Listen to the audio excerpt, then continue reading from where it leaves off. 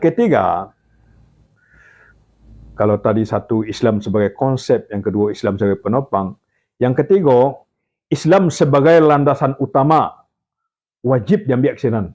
Itu yang dikatakan dengan syarak mengatur adat memakai. Jadi syarak sebagai konsep tadi, syarak nalahadu sebagai penopang utama tadi, kita ambil referensi dalam adat istiadat di negari, dalam kaum, dalam adat-adat yang dibuat dalam negari, kita ambil referensi.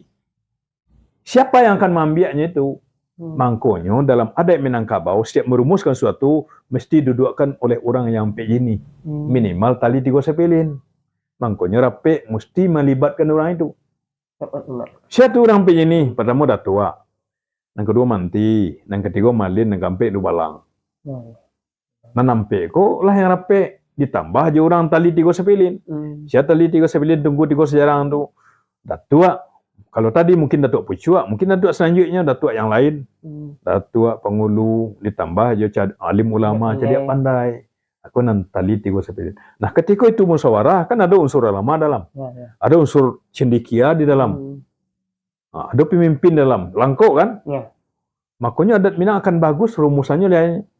Hari ini yang kita lihat di lapangan hanya didominasi oleh datua tanpa melibatkan orang yang 3 oleh, orang jenis nanti 3 oleh, tanpa melibatkan orang yang jadi pandai, tanpa melibatkan alim ulama. Akibatnya apa? Ketika dia memutuskan sesuatu, hanya diputuskan oleh pemuka adat yang namanya datua saja. Akibatnya apa? Unsur-unsur dari pesan-pesan keulamaan, pesan-pesan dari kecadiak pandaian, itu hilang. Nyo nak kalau datuk, tapi nyo dosen, kan pantas gitu aja kan?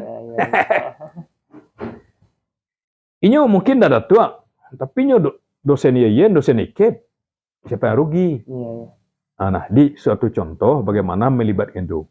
Nah, maka oleh sebab itu kita menghimbau nih pada masyarakat adat, kalau ada musyawarah nagari, musyawarah kampung, libatkanlah mereka-mereka ini. Bahkan undang-undang terbaru nomor 7 tahun 2018 itu bukan 3 lagi, bukan 4 lagi, 10.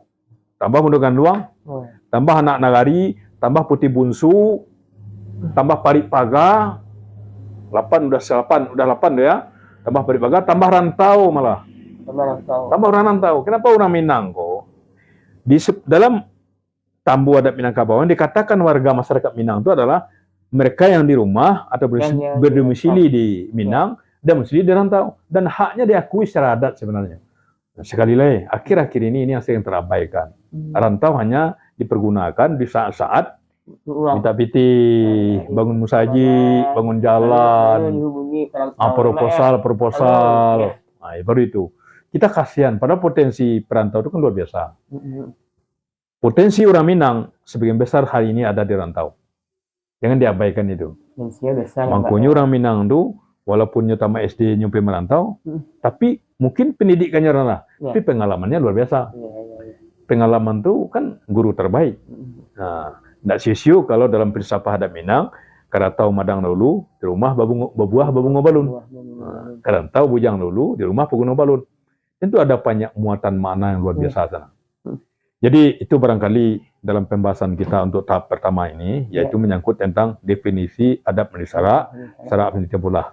Nah, inilah dia yang dikatakan bagaimana menjadikan Islam, bagaimana menjadikan Al-Quran, sunnah Nabi, ijtihad, qiyas, dan para ulama digunakan sebagai konsep dasar dalam pemajuan adat, mengisi adat, dalam melaksanakan adat, dan dalam merumuskan adat. Sehingga betul-betul adat didasari dan dikonsep dengan nilai-nilai keagamaan. Jika ada berbenturan nilai adat dan agama, maka mau tak mau adat mesti mengalah dan agama yang kita ambil. Demikian barangkali. Sampai jumpa. Baik.